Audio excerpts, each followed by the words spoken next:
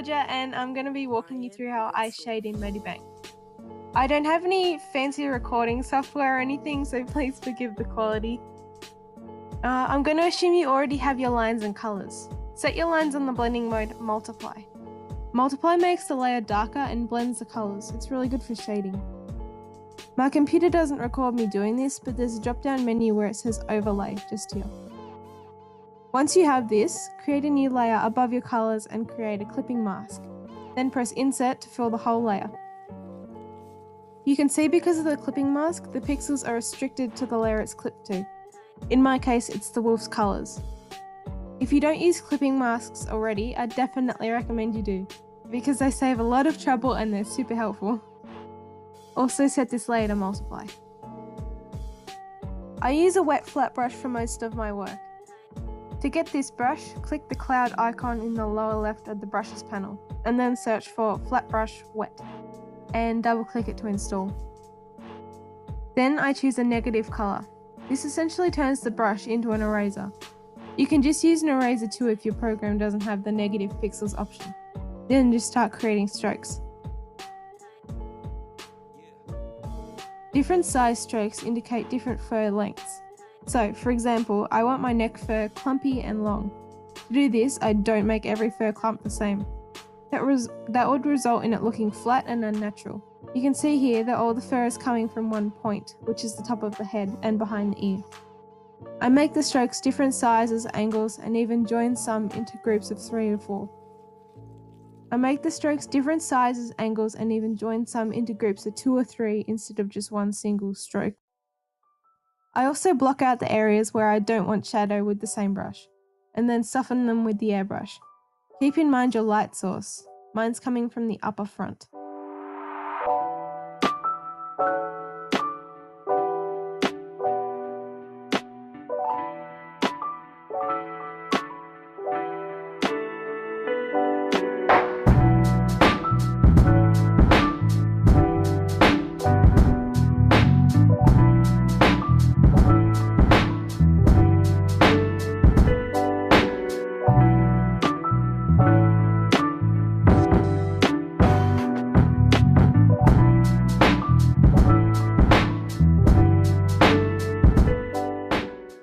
Once you're happy with this first layer, create another, also on Multiply and with the clipping mask.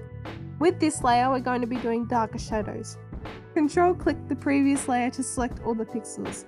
Then go through with the airbrush and fill in the areas that would be darker, like under the neck, and the deepest fur gaps, and the belly. You can also define the muscles at this stage. I do it this way because we're only looking to fill in areas that would be darker, so like giving depth to the shadows that we've just done. I do go back later in some areas to fade out softer shadows though.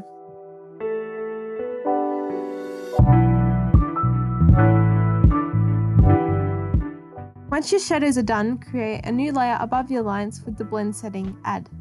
We don't want a clipping mask this time though, because otherwise it'll clip to the lines. Use your airbrush to create soft highlights. Colours didn't matter too much to me at this stage because I hadn't decided on a colour theme for the wolf yet, but we can always go back and change it later. Now create another Add Blend layer and use a wet flat brush again to add fur highlights.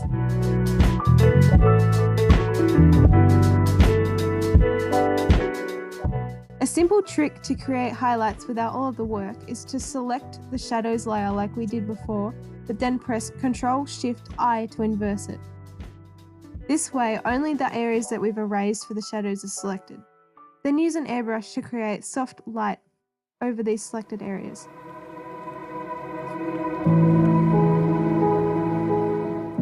After this, I go back to where my shading layers are and create another Multiply clipped layer and add darker shadows with an airbrush.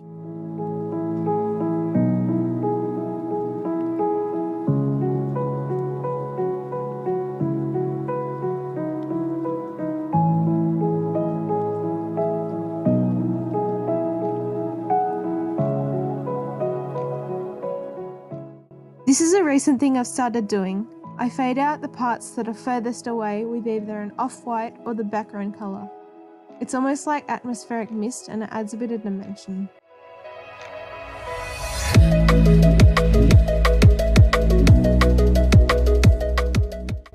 add a gradient and extra color, I duplicate my color layer and then alpha lock it.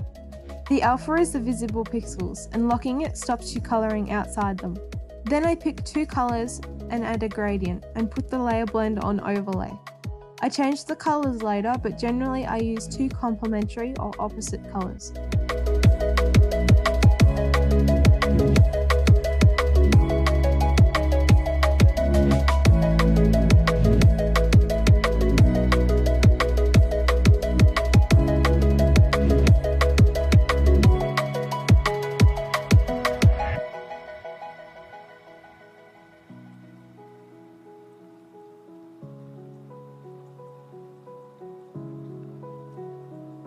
When picking colours for your shading and highlights, you should consider the feel and environment you want to reflect in your art. Never use black. It's boring and really flat looking. In my drawing, I ended up picking a warm cream for the base shadows, a muted purple for the darker shadows, turquoise for the highlights, and hot pink for a contrast in the underlighting. Add another layer with the Add Blend mode and use a wet flat brush to add underlighting. Underlighting, environmental lighting, or bounce lighting are all names for the same thing. It adds an extra dimension to your art. I love doing this step because it really makes things pop.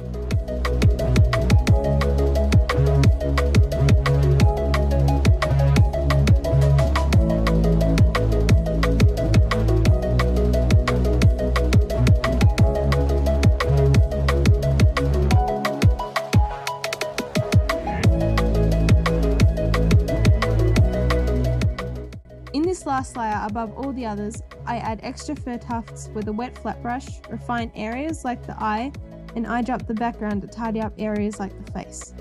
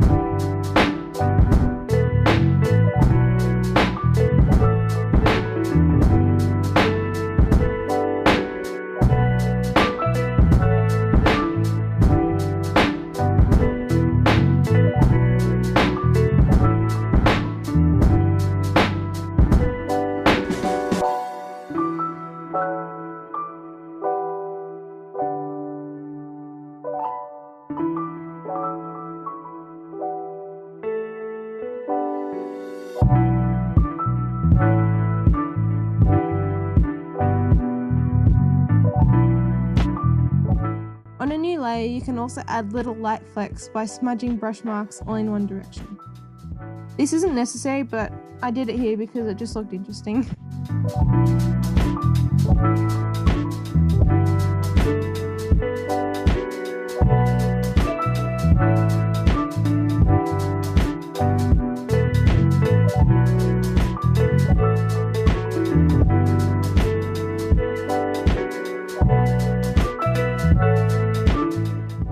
And that's basically it. This wolf sketch is on my Deviantart, deviantart.com/gh, which is free to download and use however you want. This is just my process. There's many other ways to do things, but this works for me and I think it looks alright. So I hope this helped. Feel free to ask for any other tutorials or process videos and I'll do my best to make them happen.